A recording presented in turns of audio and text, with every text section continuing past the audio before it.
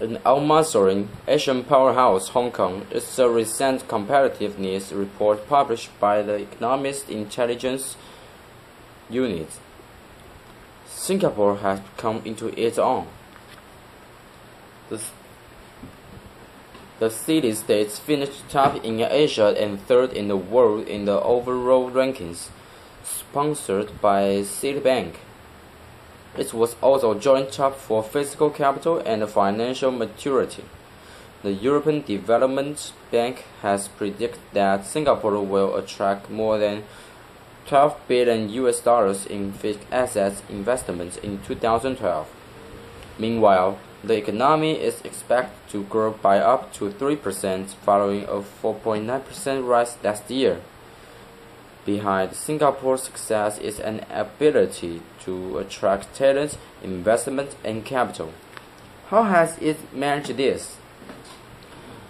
Foreign residents make up a third of Singapore's population of 5.2 million, and the city's livability is a big factor in this. Singapore is one of the world's safest cities and boasts world-class transportation and infrastructure. Stringent anti-pollution measures and a series of clean-up campaigns have created one of Asia's cleanest urban environments.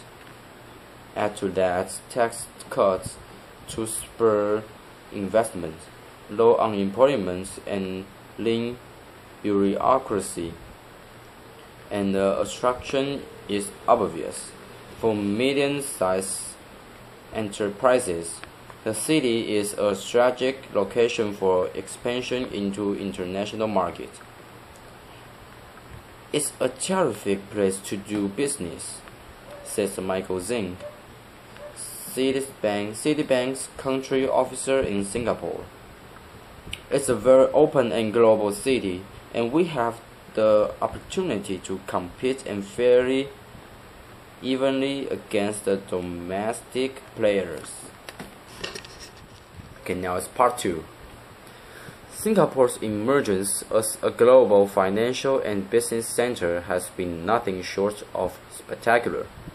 However, observers feel there are still some areas where it could perform better.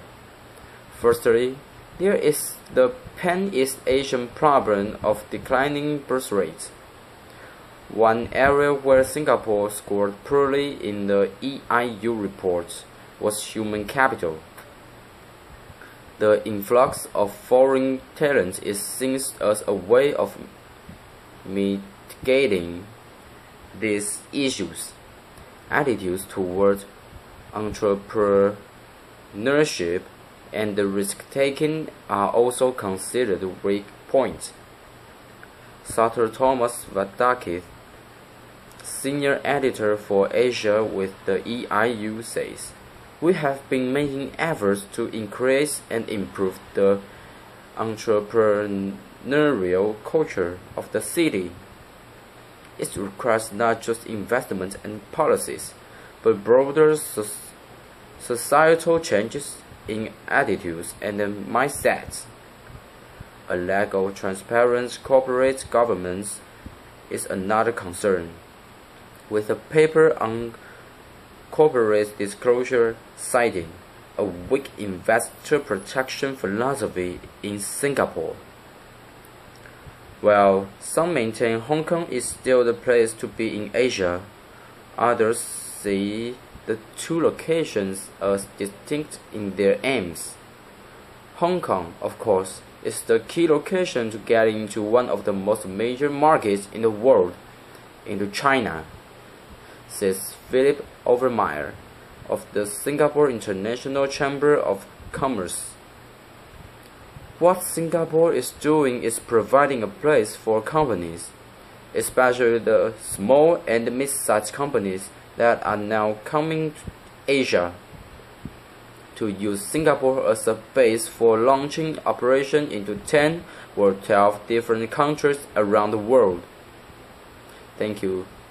My reading is over.